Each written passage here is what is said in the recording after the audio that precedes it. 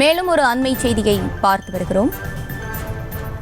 வேலூரில் பெய்த கனமழையால் சாலையில் வெள்ளம் ஆக்கிரமித்திருக்கிறது. அண்மை செய்தியாக பார்த்து வருகிறோம். மேலும் விவரங்களோடு இணைகிறார் செய்தியாளர் முரளி. முரளி, வணக்கம். இது குறித்தான முழு விவரங்கள்.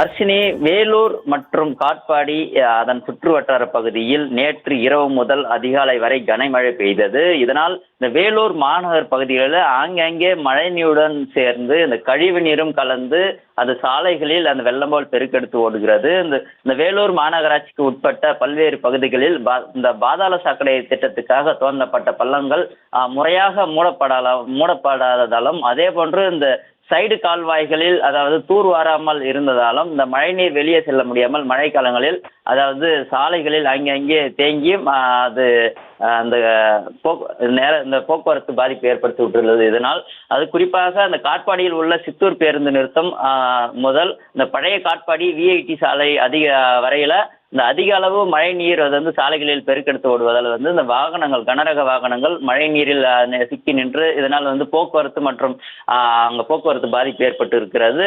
இதனால் இருசக்கர வாகனங்கள் ஆட்டோக்களில் செல்ல முடியாமல் அந்த பொதுமக்கள் பெரிதும் சிரமத்திற்கு உள்ளாகி இருக்கிறார்கள். குறிப்பாக பள்ளி மாணவர்கள் கால்களை கூட தரையில் வைத்து நடக்கவே முடியாமல் தவித்தனர். அது மட்டுமின்றி இந்த காட்பாடி நீதிமன்ற வளாகம் அதாவது வட்டாட்சியர் அலுவலகம் உள்ளிட்ட இடங்களில் மழை நீர் அதாவது அங்கங்கே தேங்கி நிற்கிறது, குளம்போல் தேங்கி நிற்கிறது. மழைநீர் வெளியே செல்ல முடியாத நிலையில் இருக்கிறது.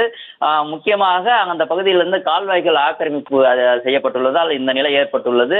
தற்போது இந்த வேலூர் மாவட்டத்தில் மழைக்காலம் என்பதால் இந்த மாநகராட்சி நிர்வாகம் துரிதமாக செயல்பட்டு இந்த ஆக்கிரமிப்புகளை சீர் செய்தால் அந்த மழைநீர் தேக்கம் என்பது இல்லாமல் இருக்கும் என்று பொதுமக்களின் கோரிக்கையாக உள்ளது. அர்ஷினி,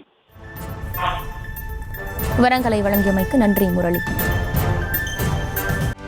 செய்திகளை உடனுக்குடனும் துல்லியமாகவும் தெரிந்து கொள்ள சப்ஸ்கிரைப் பண்ணுங்க.